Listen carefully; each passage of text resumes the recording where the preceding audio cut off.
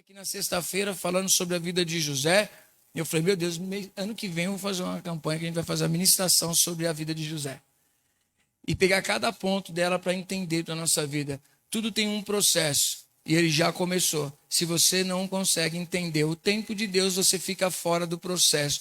Ficando fora do processo, você não chega no objetivo tão rápido. José ele entrou no tempo de Deus. E os processos moldaram ele para ser quem ele foi. Se você quer chegar em lugares altos, deixe Deus começar a moldar a sua vida.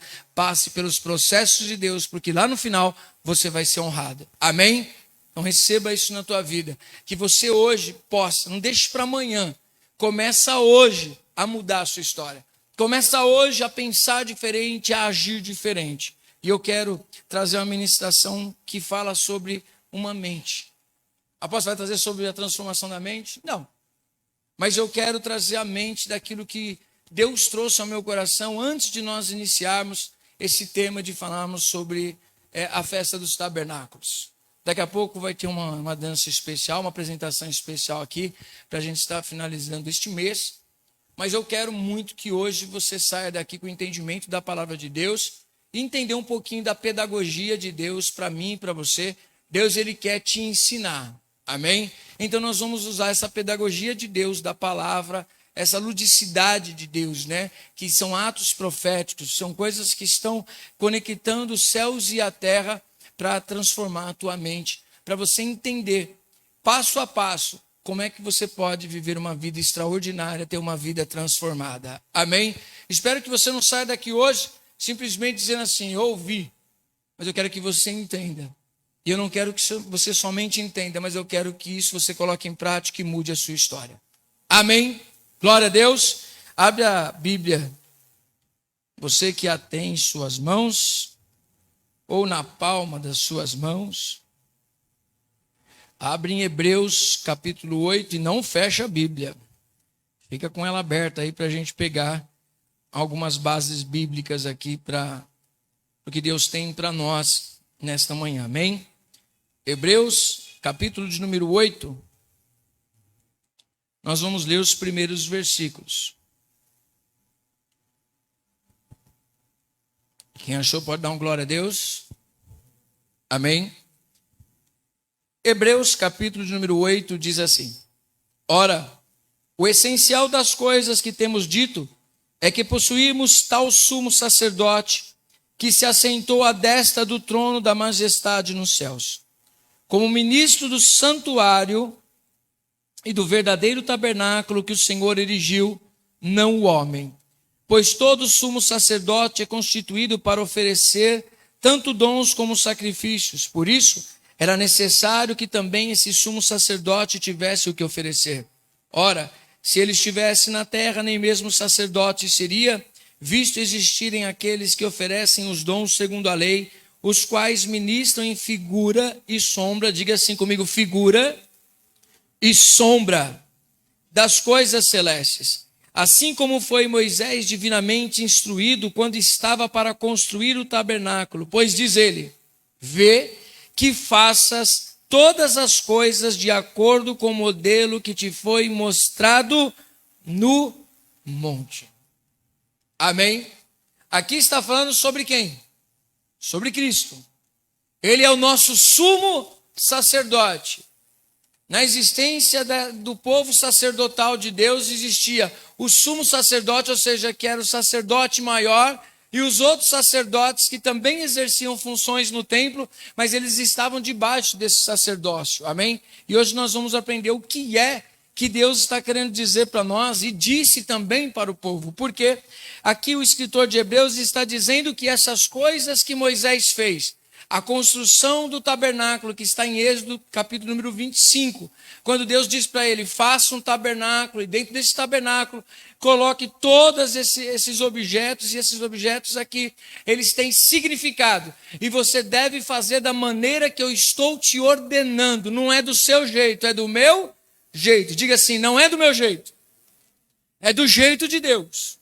Amém? O grande problema dos dias de hoje é que as pessoas querem adorar a Deus do jeito delas, querem viver para Deus do jeito delas, e quando nós queremos viver para Deus do nosso jeito, significa que nós não estamos vivendo para o Deus da Bíblia. Nós estamos vivendo para o nosso próprio Deus. E quem é esse Deus? Nós mesmos, ou seja, a nossa vontade é do meu jeito, é do jeito que eu acho, é do jeito que eu interpreto, é do jeito que eu gosto, é do jeito que me satisfaz, e isso é idolatria. Porque idolatria não está fora, a idolatria está dentro, ela vem de dentro, a adoração a si mesmo, isso é uma idolatria.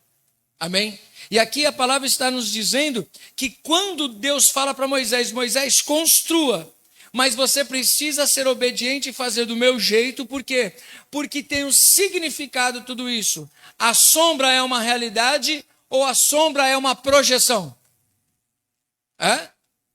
É a projeção de algo real. A sua sombra é você? Não.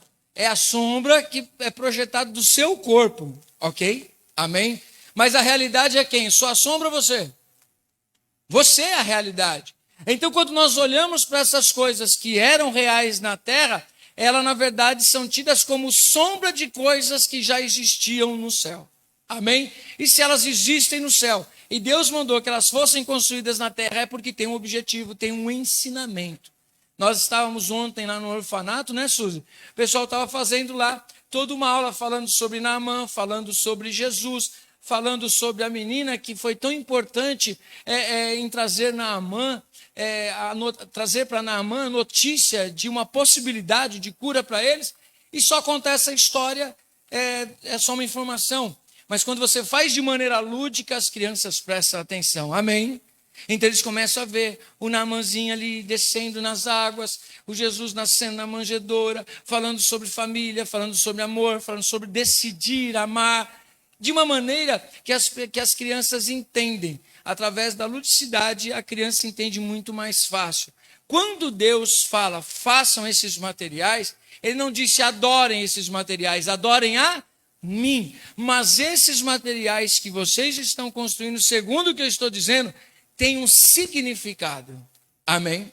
Deus não faz as coisas só por fazer. Então essa arca aqui tem um significado, tem uma simbologia, amém?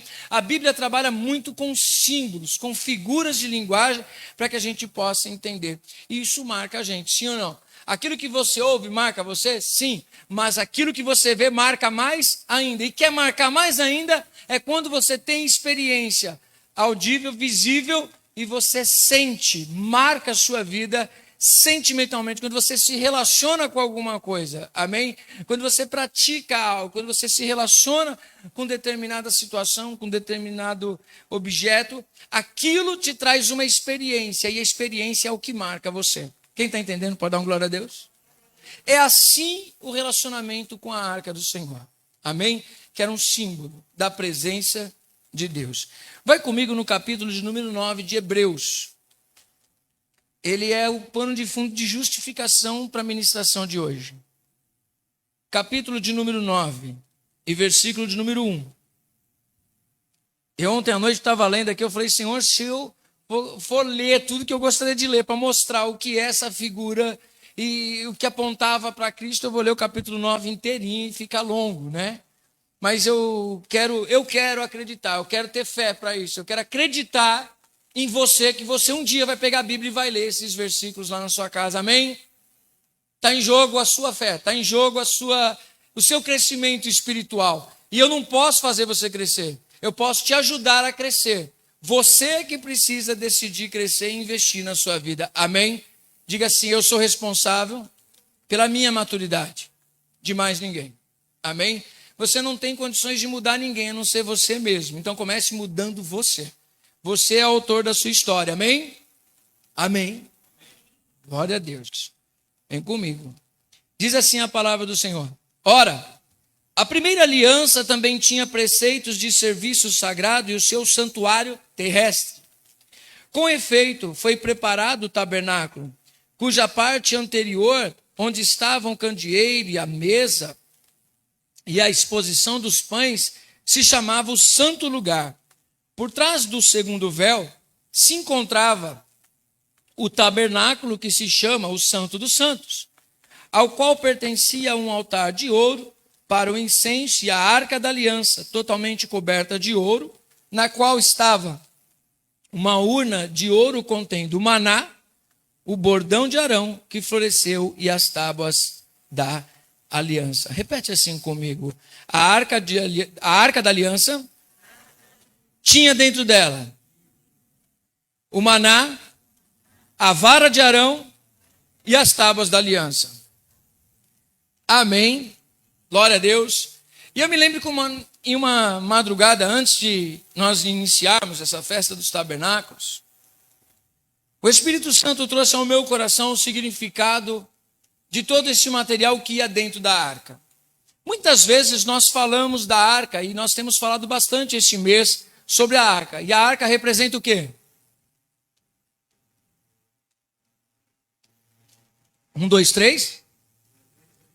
A presença de Deus. A arca é Deus? A arca é Deus ou não é? Não. Ela é uma representação de Deus. Amém? É algo que Deus falou assim: construa que nela eu vou me manifestar. Entre os querubins que estão na tampa, eu vou manifestar a minha glória ali. Diz a palavra do Senhor que ela era feita de madeira de acácia, revestida de ouro. E ela representava muito bem a pessoa de Jesus Cristo, a humanidade dele. A madeira de acácia representa a humanidade. Sempre que todos os materiais que você vê dessa madeira, uma madeira difícil de trabalhar, amém? Você é difícil de trabalhar, sim ou não? Quando você achar que uma pessoa é difícil, olhe para o espelho e descubra que você também é pessoa. Amém? Diga assim para o irmão que está do seu lado: você é difícil. E eu também. Não é? É tão interessante que se eu sentar com você e pedir para você falar qualidades e defeitos da pessoa que está do seu lado, você consegue falar? Levanta a mão quem consegue falar aí. Consegue? É muito fácil. Agora, quem tem facilidade em falar de si mesmo, né? Assumir, falar assim: ó, não presto não. Eu sou fofoqueiro. Só quem tem coragem para falar: você acha que você quer falar assim? Não, eu sou uma boa pessoa, sou do bem. Eu lavo louça, eu passo pano na casa, sou obediente a papai e mamãe, essas coisinhas assim. Você acha que essa parte é boa? Quero ver você assumir os seus defeitos, assumir a sua condição humana.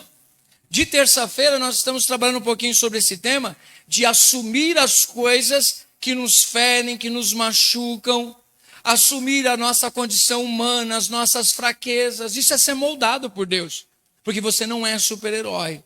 Você não é a pessoa mais perfeita do mundo, embora talvez você não consiga achar os seus defeitos. Você acha o defeito das outras pessoas. E às vezes você projeta quem você é nas pessoas. Já viu isso? Sabe como é que é esse negócio de projeção? Você está falando de uma situação de uma pessoa, só que na verdade você é que está se projetando naquilo. Às vezes a pessoa nem pensou aquilo. Às vezes a pessoa nem agiu porque ela quis daquele jeito mesmo. É que você se projetou naquela pessoa. Quem está entendendo? Você se projetou em determinada situação. E aí a pessoa nem fez. Mas se fosse você, você teria feito. Então você pensa que a pessoa fez também. Isso é uma projeção. Você joga para outras pessoas aquilo que você sente. Então, você olhando para a arca, você vê esse lado humano. Mas você vê também algo divino, que é o ouro. Amém? Então nós olhamos para Cristo e olhamos o quê? Ele em carne, só que ele revestido da divindade. Amém? Glória a Deus. Então nós já entendemos que essa arca, eu falo que a arca, ela é muito difícil de você determinar o relacionamento com ela. Porque ao mesmo tempo que ela traz bênção, ela traz maldições. Ao mesmo tempo que se toca na arca e você recebe vida, se toca na arca e você morre. Para um povo você vê a arca ser motivo de glória. E para um povo você vê ela ser motivo de desonra, de enfermidade, de dor. Então quando nós olhamos para a arca, nós só precisamos aprender uma coisa: relacionamento com obediência.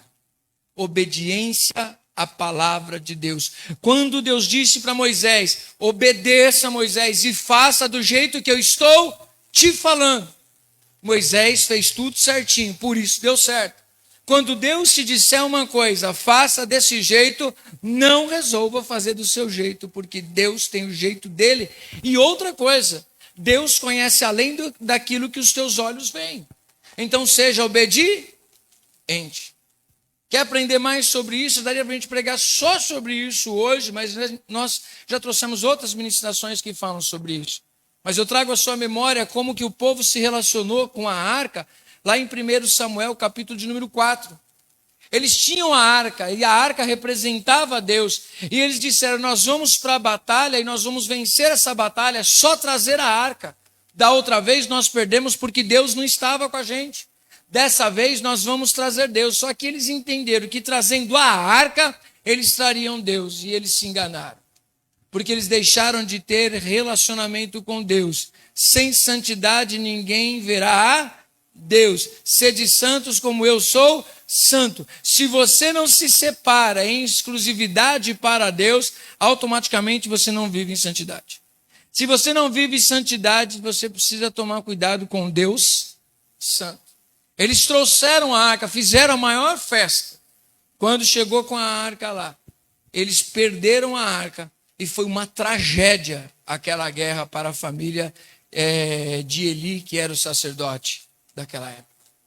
Nós vemos que essa mesma arca que não traz vitória para o povo de Israel, ela é levada para a terra dos filisteus e colocada diante de Dagon, o deus dos filisteus. Quando chega lá, o Dagon cai de cara em terra, com os pulsos cortados, diante da arca. Por quê? Porque era uma imagem que representava um Deus, era uma arca que representava o Deus dos deuses. Amém? O povo perdeu a batalha, mas Deus não perdeu a guerra. Eles foram afetados com muitas enfermidades e eles entenderam. Desde que a arca do povo de Israel chegou aqui, nós estamos passando por uma terrível praga. É com certeza essa arca. Eles devolvem a arca para o povo de Israel. O povo, quando recebe em Bet-Semes essa arca, eles adoram ao Senhor, sacrificam as vaquinhas, recebem a arca de volta e faz uma grande festa ao Senhor, porque a presença de Deus voltou. Amém? Olha como é interessante esse lidar da arca. Nós já falamos também aqui, teve ministrações de como Davi carregou a arca, ele usou como base esse pragmatismo desse momento do povo filisteu, como Deus abençoou eles, porque deixou de ter aquelas enfermidades. Davi entendeu, agora eu sei como carregar a presença de Deus. Mas ele foi desobediente, ele conhecia da palavra que ele deveria ter carregado sobre os ombros a arca. E nós vemos que Uzá morreu por causa disso. Mas a casa de Obed-Edom foi abençoada por causa da arca. Olha que interessante como é que você se relaciona com a presença de Deus. Então não é só a presença, mas é como você se relaciona com essa presença de Deus. Amém? De terça-feira tem sentido no meu coração a gente trazer umas ministrações e de falar muito sobre isso. Eu não sei que tipo de relacionamento você tem com Deus. Talvez você tenha um relacionamento só de serviço. Talvez você só sirva a Deus, você só trabalhe para Deus. Isso não significa que você tem relacionamento com Ele. E Deus quer muito mais de um relacionamento do que o seu trabalho. Amém? Diga assim para a pessoa do seu lado: Deus não precisa do seu trabalho. Já parou para pensar nisso? Mas Deus dizia assim para você, assim, eu não preciso do seu trabalho. Você vai perguntar para Deus o quê? Eu perguntaria, e o que o Senhor quer de mim? Não perguntaria? Se Deus não quer o meu trabalho, eu perguntaria para Deus, e o que o Senhor quer de mim? Mas aí, como eu já conheço da palavra, ele já vai mandar, eu quero o teu relacionamento. Eu quero você. Eu não quero a sua mão de obra. A sua mão de obra é um desserviço sem relacionamento comigo. A gente vai pregar isso de terça-feira. Deus vai permitir. Aí, eu vou arrumar um compromisso nesse dia. Né? Não vai dar para mim vir. Diga para o irmão que está do seu lado, não foge não. Não foge não, irmão. Foge do tatame não, né, Horta? Não foge não. Fica com medo do armlock, não. Se sentiu torção, você bate assim, aí Deus fala, vou te soltar agora. Amém? Então nós aprendemos dessas ministrações que Deus nos trouxe, que a primeira coisa que nós precisamos fazer é obediência a ser cultivada com Deus. Eu coloquei no meu coração e aprendi isso. Seja esposa, seja filho, seja mãe, seja quem for. Se colocar em jogo a obediência a Deus, qualquer um roda. Por quê? Porque primeiro precisamos aprender a honrar a Deus. Amém? Diga assim, eu preciso aprender a honrar primeiramente a Deus. Todas as vezes que eu deixo de fazer alguma coisa para Deus, de adorar a Deus, de me relacionar com Deus, desisto de servir a Deus, desisto de estar na presença de Deus por causa de outras coisas, eu estou desonrando Deus e honrando outras coisas. Quem está entendendo? Quem é o teu Deus? Pergunta para a pessoa ao seu lado, quem é o teu Deus? Amém? A gente já falou bastante nisso. Mas uma coisa nós vamos falar que talvez você não ouviu ministrações que falem sobre isso. Eu vou pegar bem básico cada ponto do que existia dentro da arca. Não adianta só querer a presença de Deus, porque a presença de Deus vem com algumas coisas dentro, amém? Diga assim, a arca de Deus tem coisas dentro, amém? E essas coisas que tem dentro, esses objetos que tem dentro também é pedagógico para nós. É para ensinamento. Amém? E eu quero falar sobre o primeiro. O primeiro, não em ordem, porque não tem ordem. Diz que os três estavam lá. Então não tem mais importante, menos importante. Não existe esse negócio que é mais importante orar do que estudar a palavra. Não existe esse negócio de dizer também que é mais importante estudar a palavra do que orar. As duas andam juntas. Se você não estuda, você não tem o que orar. Você não desenvolve relacionamento, porque você não conhece sobre Deus. Se você quer conhecer sobre Deus, você precisa ler as Escrituras. Você precisa ler a palavra de Deus. Está aqui nas suas mãos o segredo para mudar a tua vida em todos os sentidos. Amém? Você tem um manual nas suas mãos que pode mudar a sua história. O grande problema é que nós não lemos manuais. Quem lê manual aí? Quem lê aí? Levanta a mão quem pega aquele manual do celular. Agora não tem mais, que já é no aplicativo, né? Mas vamos pegar, sei lá. Do que, pastor? Manual do carro. Alguém já leu o manual do carro? Ninguém leu o manual? Alguém já leu? Manual de televisão. É um manual. Como é que funciona tudo? Não, você já vai lá e liga, li, concordo, e não sabe nem com o que concordou, e foi, né? Não é assim? Li e concordo. Agora você vai ver se o celular está tudo bugado lá, você não sabe nem com o que você concordou, não é? Você não sabe o que você não leu. Quem tem preguiça de ler, levanta a mão aí. Tem preguiça de ler, irmão. Aí você vai ficar atrasado. Ler é uma decisão e um exercício. Sabe por quê? Diga para você mesmo, meu cérebro é preguiçoso.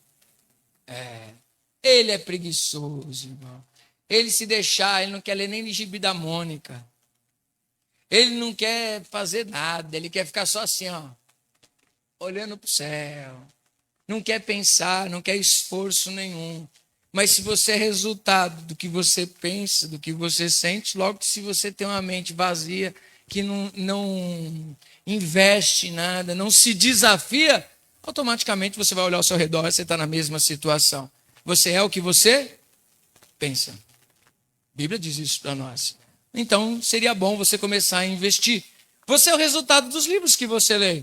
Amém? Você é resultado das pessoas que você se relaciona. Amém? Quem está entendendo, diga glória a Deus. Lista aí 5 pessoas que influenciam a sua vida e 5 livros que você já leu que transformaram a sua mente. Vixe, apóstolo, nunca li 5 livros e nem tenho 5 pessoas para relacionamento. Você está mal, irmão. Você só está falando com você mesmo. E é bom falar com outras pessoas, porque outras pessoas podem criticar a sua maneira de pensar. Sempre que você pensa somente do jeito que você pensa, você fica num negócio que chama viés de confirmação. Você só consegue ver aquilo que você quer enxergar. Você precisa abrir a sua Amém? Eu estou lendo um livro muito legal, e ele é bem teológico, fala o cânon das Escrituras. Fala como que foi canonizada o Antigo Testamento e canonizado o Novo Testamento, 66 livros que a gente tem. Apóstolo, você já não sabe disso? Sei, mas eu estou lendo de novo para a gente conhecer mais, porque eu preciso sair da zona de conforto. Diga para a pessoa que está do seu lado, sai daí, preguiçoso. Ih, tá fraco. Diga, sai daí, preguiçoso. Se movimenta. Amém? A palavra de Deus. Nós temos ali as tábuas dos 10 mandamentos. E ela representa a vontade de Deus para o seu povo. Deus disse, façam a arca. Mas podia ser uma arca vazia. Mas Deus quis que colocasse dentro da arca as tábuas da aliança. Significa que nós precisamos ter a presença de Deus, mas nós devemos cultivar relacionamento. E só há relacionamento com obediência através da palavra de Deus. Apóstolo, eu quero muito ser vencedor. Olha, por favor, você me ajuda a pregar aqui a palavra? Você se manifesta se você quer ou não quer. Se você não quiser, você pode ficar quietinho.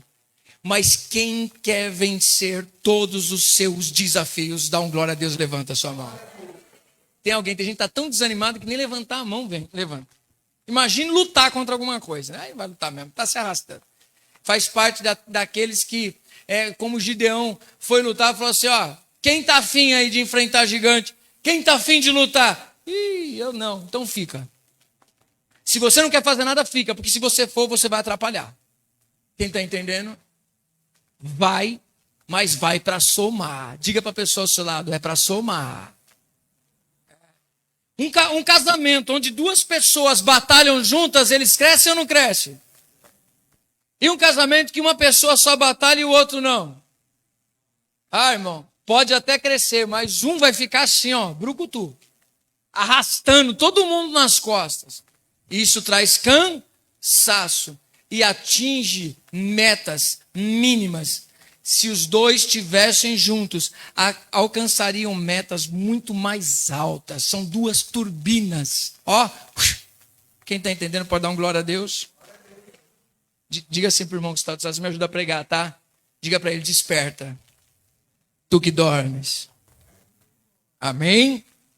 A palavra de Deus diz um segredo para que nós possamos vencer. E de verdade, eu decidi como pessoa servir ao Senhor. Eu decidi como Adilson servir a Deus. Eu decidi como pessoa enfrentar os meus gigantes e vencê-los, independente das pessoas que estiverem ao meu lado. Ah, apóstolo, você é exclusivista, você acha que você é o único, você acha que você é o máximo? Não. Eu sei dos meus limites, eu sei das minhas fraquezas, eu me conheço. Pergunta para a pessoa do seu lado, irmão, pode falar para ela, irmão, você se conhece? Porque tem gente que conhece os outros, mas não conhece a si mesmo. Sabe da fraqueza dos outros, mas não sabe das suas. Está dando para entender? Eu preciso olhar para mim e ver que eu, para servir ao Senhor e para alcançar os meus objetivos, eu não posso depender de pessoas, porque eu não tenho controle sobre pessoas. Eu tenho controle sobre mim. Amém? Quem tem controle sobre si? Você tem? Não tem? Ah, pois eu sou um carro desgovernado descendo a ladeira. Olha que isso pode trazer um prejuízo para você e para toda a sua casa. Das bolinhas do cacho de uva, dessas bolinhas aqui, do fruto do Espírito, se chama o quê? Domínio próprio. Quem tem domínio próprio conhece a si mesmo e sabe das suas limitações, das suas fortalezas, das suas fraquezas, ele sabe quem ele é. Por isso ele tem domínio próprio. Não é coisa que o ser humano tem, é fruto do Espírito na nossa vida. Quem está entendendo pode dar um glória a Deus?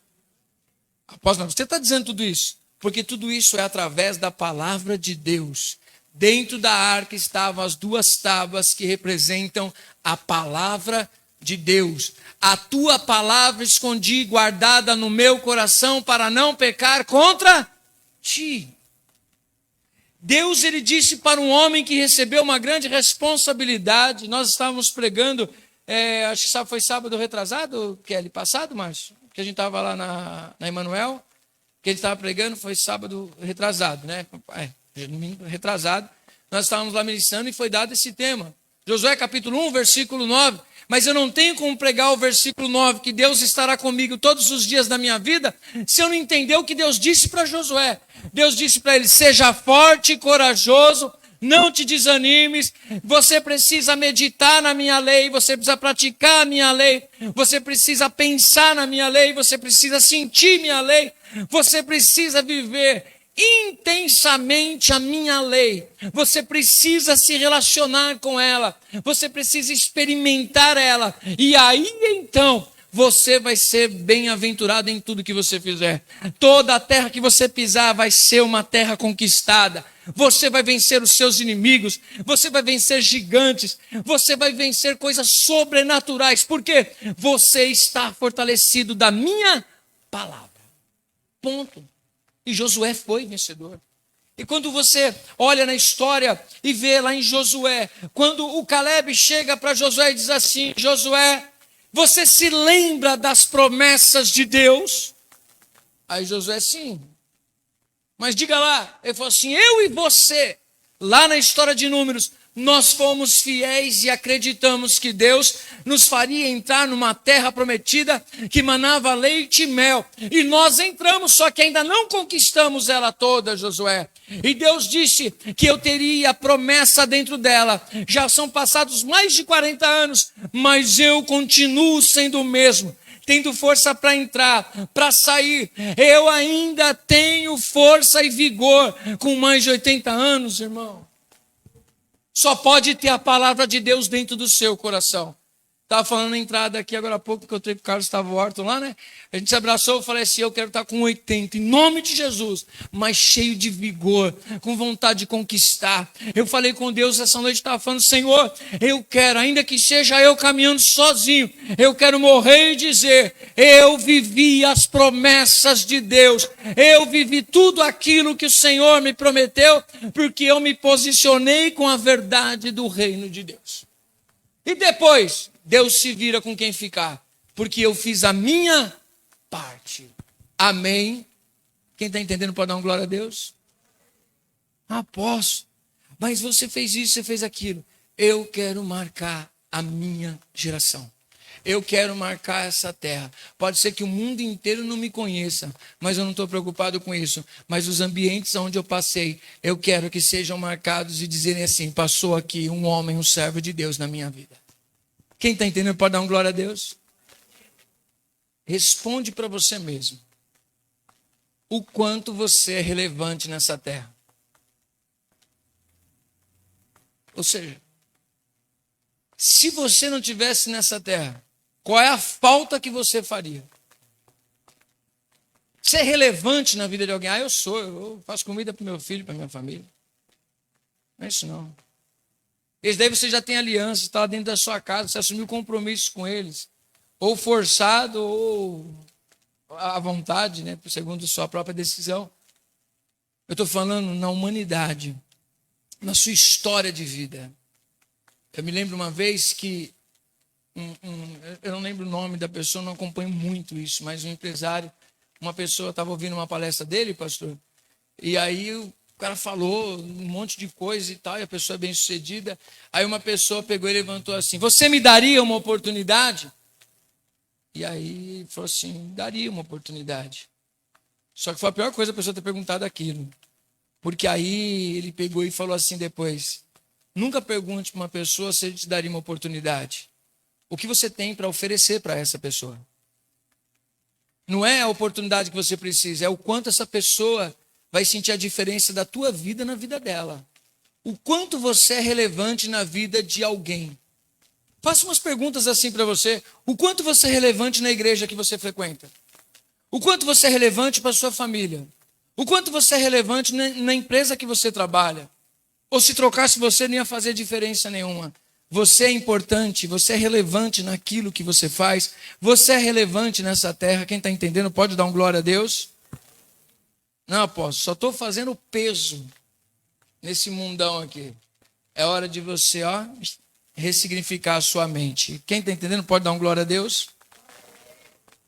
Tábuas da lei Josué capítulo 1, versículo 1 ao 9. Uma mente transformada entendendo a palavra de Deus. Carregue minha lei, pense na minha lei, sinta, viva, fale, para você ser bem-sucedido. Obedeça a palavra de Deus e guarda ela no teu coração. Amém?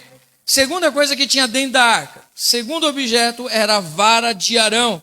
E Deus traz assim ao meu coração: não se esqueça que eu te chamei para ser nação de sacerdote. Amém? Diga assim: a vara de Arão tem a ver com sacerdócio. Amém? A palavra de Deus diz que o povo se levantou contra Moisés e contra Arão e disseram assim: ei, Arão, você não é esse cara que está pensando que é. Aí Deus falou assim: então faz o seguinte, pega umas varas aí, pega 12 varas e coloca lá, numa salinha escondidinha lá, sem raiz, sem nada. E é o seguinte: a vara que eu fizer florescer é a vara do meu sacerdote. E diz a palavra que colocou todas as varas, e a única vara que floresceu era a vara de Arão. Ou seja, Deus estava dizendo: você é meu sacerdote. Amém? Então, quando nós colocamos dentro da arca a vara de Arão, nós estamos dizendo o seguinte: isso nos traz a memória que Deus nos escolheu como um reino de sacerdotes. Base da palavra de Deus, nós temos 1 Pedro capítulo 2, versículo de número 9. Vamos ler? 1 Pedro 2 e 9.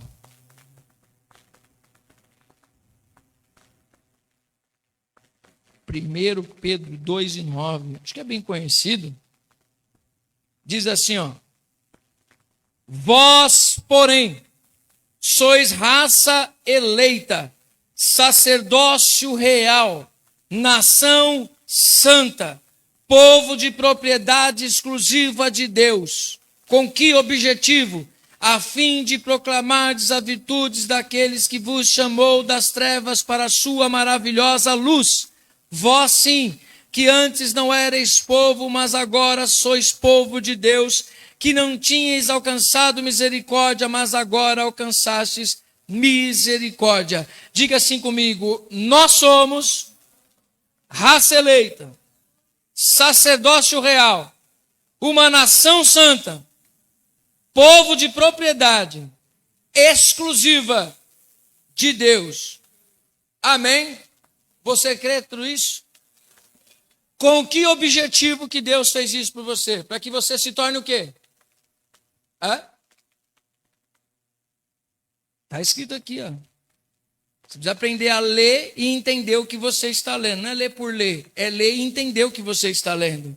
Ó, no versículo 9, depois da vírgula, diz o quê? A fim de proclamardes as virtudes daquele que vos chamou das trevas para a sua maravilhosa luz. Ou seja, eu e você somos sacerdotes para anunciarmos a palavra de Deus. Aí tem gente que diz assim: eu sou sacerdote, então anuncie a palavra de Deus. Se você é um sacerdote, então para com esse negócio de dizer que a responsabilidade de estudar a palavra de Deus é do apóstolo, é do pastor. Porque todos nós deveríamos ter uma mente pastoral. Quem está entendendo? Se o pastor é sacerdote, você é o quê? Você é sacerdote ou não é, irmão? É? Vocês estão me entendendo? Eu nem inglês sei falar, não sei falar grego, nem hebraico, nem aramaico.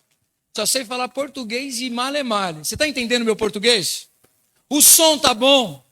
Está me ouvindo bem? Você é o quê? Então haja como um sacerdote. Qual é a obrigação do sacerdote? Vamos brincar de stop? É? Quem lembra disso daí, gente? Quem já brincou de stop? Alguns. Levanta bem a mão para saber quem é mais novo, que nem eu. Brincou de stop, até a Gabizinha brincou de stop. Não vamos pegar pelas letras, mas vamos dizer o que um sacerdote faz. Quem sabe o que um sacerdote faz? Qual é o trabalho de um sacerdote? É sacrificar? É orar? É buscar relacionamento com Deus? É estudar a palavra? É ter vida de consagração? É orar pelas pessoas? Sim ou não? É ajudar o próximo? O sacerdote faz isso também? Uma das críticas de Jesus na parábola do bom samaritano é que desceu o sacerdote, desceu o levita e não fez nada. Significa que ser sacerdote não é estar dentro da igreja. Ser sacerdote é levar a verdade de Deus dentro de si por onde passa. Quem está entendendo pode dar uma glória a Deus. Então, outra coisa que nós vamos aprender de terça-feira e vamos aprender na palavra. Não separe o santo ser sagrado com o seu dia a dia. Amém? Você não pode deixar a palavra de Deus, a oração, a vida sacerdotal para quando você entra daquela porta aqui para dentro. Você tem que viver no seu dia a dia esse sacerdócio. Quem está entendendo pode dar uma glória a Deus? Amém. Depois eu vou ouvir tudo isso que eu preguei. Amém. Então isso mostra a vara de Arão dentro dessa arca. A última coisa que eu quero trazer de reflexão com vocês. Existia um pote de ouro. E dentro deste pote de ouro tinha o quê? Não era arco-íris. O que existia dentro deste pote de ouro era o maná. E o maná era a representação e dizendo para nós em termos bem rápidos, diretos: eu sou o Deus que te sustenta em meio a este deserto. É Deus dizendo o seguinte: eu tenho provisão para você a cada manhã. Eu sou o Deus que te sustenta. O povo não tinha entrado numa terra prometida ainda. Ele andava pelo deserto e naquele deserto tinha arca, naquele deserto tinha aliança com Deus, tinha a palavra de Deus, naquele deserto também tinha a provisão de Deus a cada manhã para a vida das pessoas. Jesus mesmo, ele nos diz que ele é o pão da vida. Ele disse: vossos pais comeram maná no deserto, mas eles morreram. Eu sou o maná, o pão de Deus que desceu dos céus. E aquele que se alimentar de mim não morrerá. Quem está entendendo pode dar uma glória a Deus. Só que Jesus, ele traz um desafio. Mateus capítulo 6, versículo 24 ao 34. Lê lá comigo. Pergunta para o irmão aí: você gosta de desafio? Está aí um para você aqui. E para mim, para todos nós.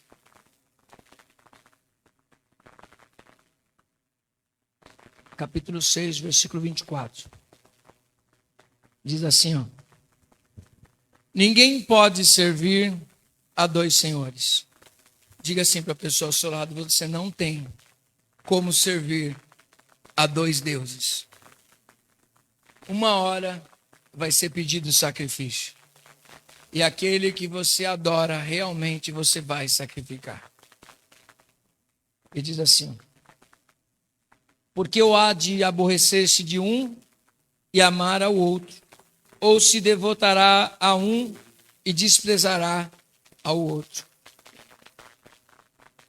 Você não pode comer em dois coxos. Você não pode dizer que você adora a Deus e adora outras coisas. Uma fonte de água, ela brota água doce. Da mesma fonte, você tira a água salgada. É assim que funciona? Diz que não. Quem já viu um peixe de água doce ser colocado, um peixe de água salgada ser colocado numa água doce? Alguém já viu? Alguém já viu isso daí? Nunca viu? Eu já vi. O que acontece com o peixe? Na hora. Não é daqui a pouco. Tira ele da água salgada e, por engano, coloque ele na água doce, você vai ver só o que vai dar ali. Pode ser a melhor água. Você pode pegar a água filtrada, a água geladinha, pH, tudo direitinho. Você vai colocar ele lá, ele vai morrer. Porque ele tem um habitat. Ele foi formado para um determinado lugar. A mesma coisa cada um de nós. Ou nós somos de um habitat, ou nós somos de outro habitat. Colocou a gente no habitat errado, a gente morre. O habitat do cristão é aonde? Em Deus. Você não vai ter como jorrar dois tipos de água. Ou você é água doce, ou você é água salgada. Ou você é uma fonte de água viva, ou você é uma fonte de morte. Quem está entendendo? Amém? Ai, apóstolo. Eu confesso para vocês, gente. Eu peço para Deus, eu falo com Deus, Senhor, eu quero ver muito povo motivado. E Deus ministra, pregue a minha palavra. Pregue a minha palavra. E eu vou dizer uma coisa para você. Independente de você mudar ou não, eu vou continuar pregando a palavra, porque senão eu estou mal na mão de Deus. Ainda que você sente na sua cadeira e durma, porque você não queira ouvir a palavra, porque você não quer mudar a sua história. Talvez você não tenha nem força, mas se você não tem força, eu preguei, abri o momento que eu peguei o microfone e disse que para aquele que está cansado, sobrecarregado, Deus renova as suas forças, e isso ainda você não te desperta a fé. Se eu disser para você que a presença de Deus vai trazer bênção na sua vida, se eu disser para você que a palavra de Deus vai transformar você, se eu disser para você que você é sacerdote e você não tomar posse disso, nada mais muda a sua vida. Não sei nem como chama aquele desfibrilador, nem desfibrilador vai ressuscitar você, porque você não tomou posse da palavra de Deus. Não só de pão viverá, mas de toda a palavra que procede da minha. Amém? É palavra de Deus para a tua vida. A tua palavra é alimento. Não é assim que a gente canta? E será que nós nos alimentamos da palavra? Será que nós realmente olhamos para as Escrituras e falamos, Senhor, a tua palavra, quando eu como ela como profeta, ela tem sabor de mel. Só que a palavra de Deus, quando você faz um estudo, uma analogia do que significa comer bolos de mel, o maná justamente tinha esse sabor de bolos de mel. Quando o profeta ele come da palavra de Deus, ele sente o paladar do mel. Amém? Vamos continuar aqui a leitura. Por isso eu vos digo, não andeis ansiosos pela vossa vida, quanto ao que haveis de comer ou beber, nem pelo vosso corpo, quanto ao que haveis de vestir. É fácil de nós analisarmos essa palavra. O que está falando de estar ansioso, não é estar ansioso como a gente fala, poxa, eu estou ansioso para uma viagem, estou ansioso para comprar aquele carro, estou ansioso para comprar aquela casa, estou ansioso por aquela porta de emprego, estou ansioso para chegar a tal momento da minha vida. Isso é até benéfico, porque isso daí é estímulo de vida, é pulsão de vida para você, amém? Quem está entendendo? Ah, eu não estou ansioso por nada. Você morreu, irmão. Diga para a pessoa, desperta. Diga assim, tenha vontade de viver. Amém? Tem gente que tem vontade de morrer. Eu não quero mais viver. Você precisa se encontrar com Cristo. Ele disse, eu vos darei vida e vida com... E como que eu posso falar que eu não quero viver e dizer que eu me encontrei com Cristo?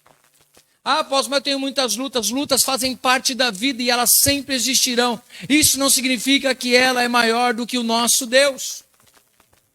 Agora é a hora do glória. Amém? Ele está dizendo, não andeis desesperados. Tem gente que troca servir a Deus pelo seu desespero do dia a dia. E esse seu desespero, Deus vai te ensinar que não vai levar a lugar algum. Deus não tem problema com o deserto. Se nós formos sair de lá tratados, a gente passa pelo deserto. Quem quer passar pelo deserto pode dar um glória a Deus? Eu não quero, não. Eu não quero. Deserto é bom? E por que você quer ir? Só há necessidade de um deserto se caso você tiver desalinhado a palavra de Deus. Quem está entendendo? Você precisa aprender algo. Você precisa ser exorcizado. Diga para o irmão que está do seu lado, você precisa ser exorcizado, irmão? O deserto serve para isso. Deus queria tirar o povo do Egito e colocar onde? No deserto. É isso? Deus queria tirar o povo da onde? Do Egito, para colocar onde? Na terra prometida.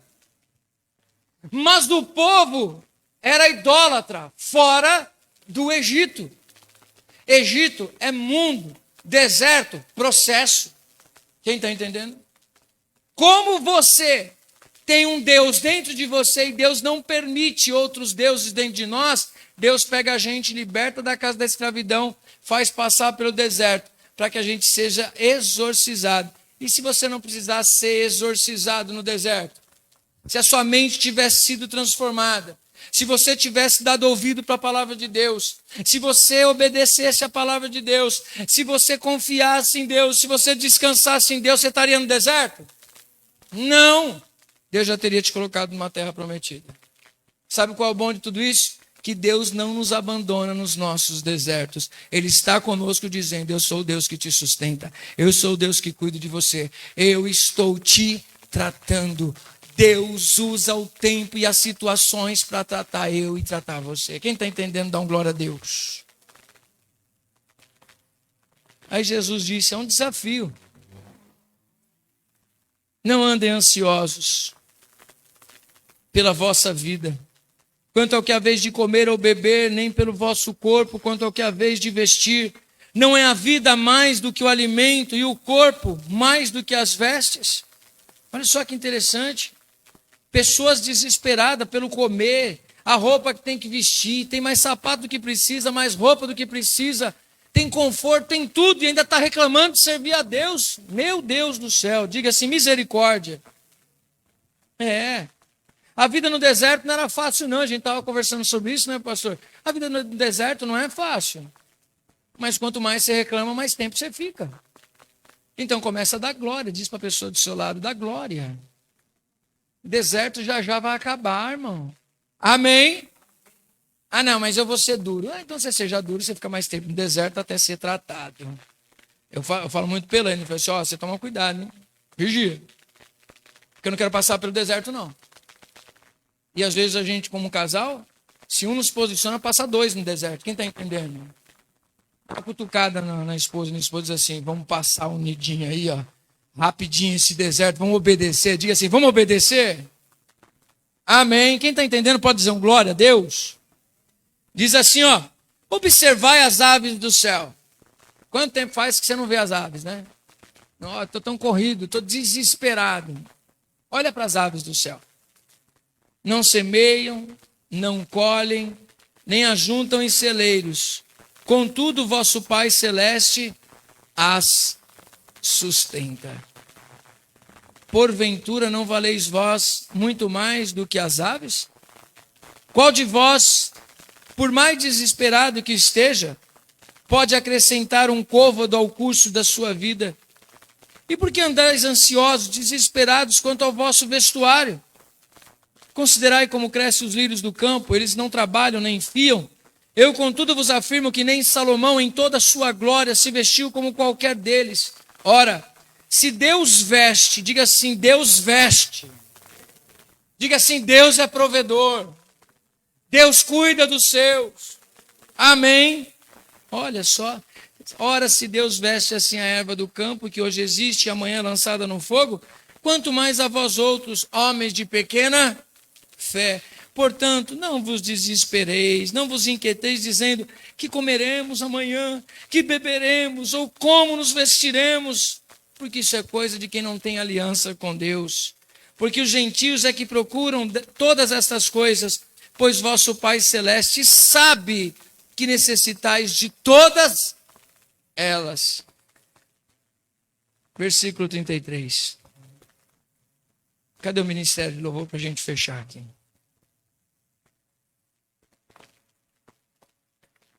Está aqui? Tem na tela, João? Coloca aí para a gente ler como um grande coral aí. Se coloca de pé em nome de Jesus.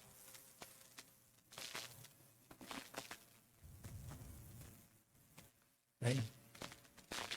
Pergunta aí para o irmão que está do seu lado, me ajudando a pregar a palavra. A gente fala para perguntar, irmão. Porque aí um pergunta para o outro, não tem como um ofender o outro, um se sentir ofendido pelo outro. Essa resposta vai dar total sentido à sua razão de existência. Diga assim comigo: razão de existência. O que é primeiro lugar na sua vida? Responda para você mesmo. O que é primeiro lugar para você? Jesus nos ensinou aqui, buscai, pois, em primeiro lugar o seu reino e a sua justiça, e todas estas coisas vos serão acrescentadas. Portanto, não vos inquieteis com o dia de amanhã, pois o amanhã dará os seus cuidados. Basta ao dia o seu próprio mal. O que é primeiro lugar na sua vida? Essa é a base para entendermos o que nos motiva. Uma das coisas que eu quero trazer como reflexão de terça-feira é morrer para coisas erradas. Jesus não está dizendo para você: morra para a vida. Não. Ele está dizendo: morra para o mundo. Ele não está dizendo morra para coisas boas. Ele está dizendo: morra para o pecado. Ele está dizendo: morra para aquilo que te afasta de Deus. Ele está dizendo: morra para as coisas que trazem prejuízos para a sua vida. Morra para a carne. Aquilo que te afasta de Deus. É para isso que tem que morrer. Não morra para a sua família. Não morra para os seus filhos. Não morra para o emprego. Não morra para o dia a dia que Deus te dá para viver. Você precisa, pelo contrário, a todas as manhãs dizer: obrigado por mais um dia de vida.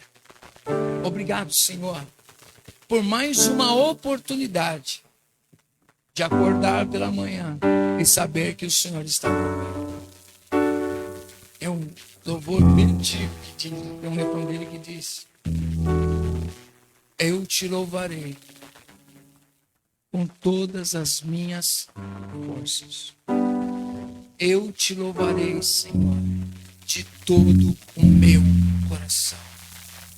Imagine o que é você apresentar a sua vida e dizer assim: Senhor, eu coloco a minha vida à total disposição sua, Senhor. Eu quero ser segundo a sua vontade. Dizer: Senhor, eu abandono nas tuas mãos a minha casa, minha família, eu abandono tudo.